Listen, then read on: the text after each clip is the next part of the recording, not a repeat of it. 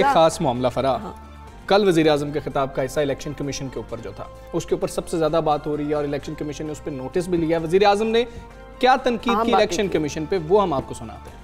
Election commission आपका बहुत बड़ा रोल है। आपकी सबसे बड़ी जिम्मेदारी साफ और शफाफ इलेक्शन है। ये आपकी आईनी जिम्मेदारी है। पहले तो मुझे ये नहीं समझ आई कि आपने अदालत में क्यों जाके कहा कि जी खुफिया बैलेट होनी चाहिए। फिर जब आपको सुप्रीम कोर्ट ने मौका दिया, क्या उन्होंने आपको कहा कि हाँ उस दिन सीक्रेट बैलेट करवा लो, लेकिन उसके बाद उनकी आइडेंटिफिकेशन रखो बैलेट की कि हम मसलन आज पता चलवाना चाहते हैं जी हमारे 15-16 लोग जो बिके हैं, मैं वर्ड यूज कर रहा हूं, बिके हैं, हमें पता तो चले वो कौन है।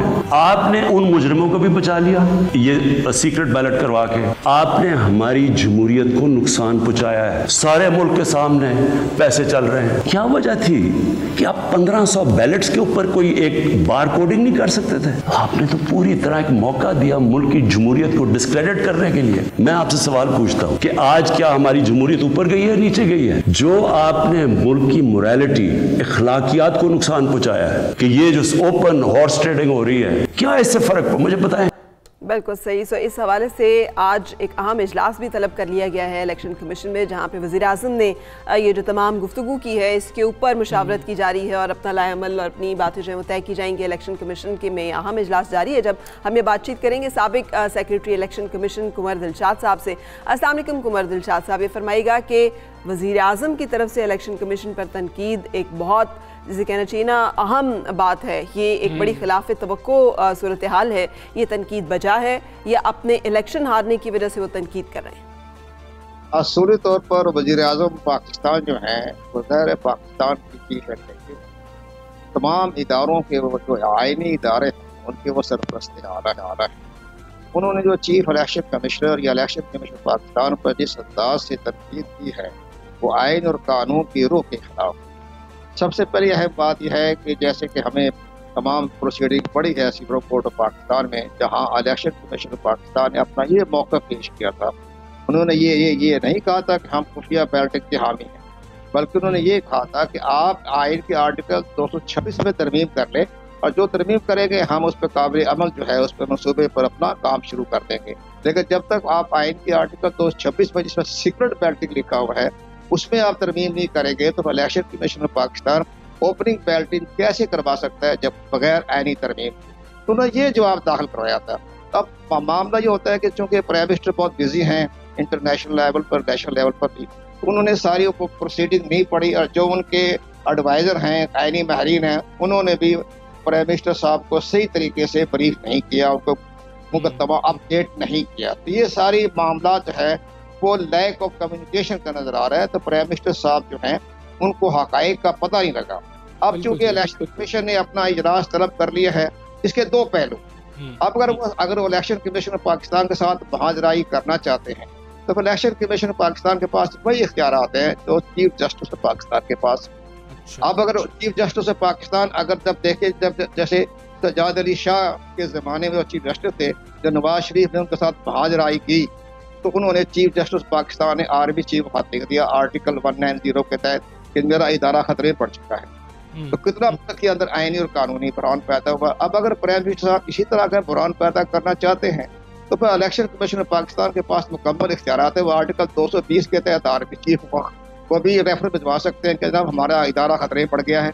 तो ये सारी चीजें जो है प्राइम मिनिस्टर साहब के जो एडवाइजर बैठे हुए हैं उनको सही तरीके से गाइड नहीं कर रहे। प्राइम मिनिस्टर साहब का एक और बड़ी अहम बात यह है कि चीफ इलेक्शन कमीशन की अपॉइंटमेंट के लिए जो नाम दिया, नामजदगी दी, वो तो ऑनरेबल प्राइम मिनिस्टर साहब ने दिया। प्राइम मिनिस्टर साहब ने जब उनका नाम दिया चीफ इलेक्शन कमीशन के लिए पार्लिमानी कमेटी को, तो लीडर ऑफ द अपोजिशन ने तस्दीक कर दी। तो जी कुंवर दिलशाद साहब, मामला ये है कि जो वज़ीर-ए-आज़म साहब इलेक्शन से पहले बात कर रहे थे वो सब कुछ हुआ, हमारे सामने एक वीडियो भी आई थी। उस वीडियो के हवाले से जब लतीफ़ खोसा साहब से कल हमने बात की, उन्होंने कहा कि यूसुफ रज़ा गिलानी तो बिल्कुल खतरे में ही नहीं है क्योंकि वो कैंडिडेट नहीं है जिसकी वीडियो वायरल हुई है, वो उनका बेटा है। यूसुफ रज़ा गिलानी पे तो कोई फर्क ही नहीं पड़ेगा। आप क्या समझते हैं जब इलेक्शन कमीशन तहकीकात कर रहा होगा वाकई यूसुफ रज़ा गिलानी फ्री होंगे? नहीं, लतीफ़ खोसा साहब ज़ाहिर है वो पार्टी के नुमाइंदे हैं, उन्होंने अपनी पार्टी के मफादात को सामने रख के बात की है।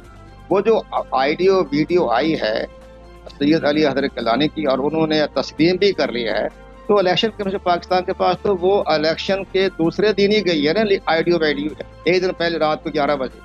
अब वो इसके बाद ज़ाहिर है कि उस पर इलेक्शन कमीशन इंक्वायरी करनी है, इन्वेस्टिगेशन करनी है, FI की खिदमत हासिल करनी है, वो सारी चीज़ें जो हैं देखने के बाद पूरा जंग होगा, देखने के बाद इलेक्शन कमीशन पर कार्रवाई करने का मजाज है। और हमारी नज़र में वो ऑडियो वीडियो जो है वो बिल्कुल गलत, वो बिल्कुल सही काम नहीं किया उसने अली हज़रत गिलानी ने। और इलेक्शन कमीशन पाकिस्तान जो है उस पर एक्शन लेने का मजाज है, उनको कानून के मुताबिक बाकायदा करप्ट प्रैक्टिस के ज़िम्मे में आता है तो सज़ा भी हो सकती है। उनका केस जो है वो डिस्ट्रिक्ट सेशन जज को भिजवाया जा सकता है। वो सारा इलेक्शन कमीशन पाकिस्तान कार्रवाई करने का मजाज है। लेकिन एक सबसे बड़ी अहम बात है कि जब पेशावर की जो वीडियो आई जिसमें प्राइम मिनिस्टर साहब ने तमाम खुल के इजहार किया कि देखिए ये मेरे पैसे तकसीम हो रहे हैं, कैसे हो रहा है, उस पर तो उन्होंने प्राइम मिनिस्टर पाकिस्तान ने इलेक्शन कमीशन पाकिस्तान को कानून के मुताबिक नहीं वो ऑडियो वीडियो भिजवाई। उसके लिए फवाद चौधरी के सरबराही में एक कमेटी बना दी। तो पार्लियामानी कमेटी का क्या काम था उस पर इंक्वायरी करने का? वो तो इंक्वायरी इलेक्शन कमीशन पाकिस्तान ने करनी थी, उन्होंने रेफरेंस ही नहीं भेजा। अब ये बताइए कि दो आप चेहरे क्यों दिखा रहे हैं? अब प्राइम मिनिस्टर साहब जो ऑडियो वीडियो की बात कर रहे हैं तो हम ये कहना चाहते हैं जनाब, वो अगर ऑडियो वीडियो जो थी पेशावर वाली नहीं, एक तरफ सर आप कह रहे हैं कि इलेक्शन कमीशन के पास चीफ जस्टिस वाले इख्तियारात आ जाते हैं एक मौके पे जाके, तो फिर खुद से भी तो तहकीकात की जा सकती है। इलेक्शन कमीशन फिर सुस्त रवि का शिकार क्यों है? नहीं, इंक्वायरी तो करेगा ना। इख्तियार ये थोड़ा होता है कि आपने इधर बटन दबाया इख्तियार सामने आ गए, उसके तमाम इदारों की खिदमत हासिल वो करेगा ना। चीफ जस्टिस ने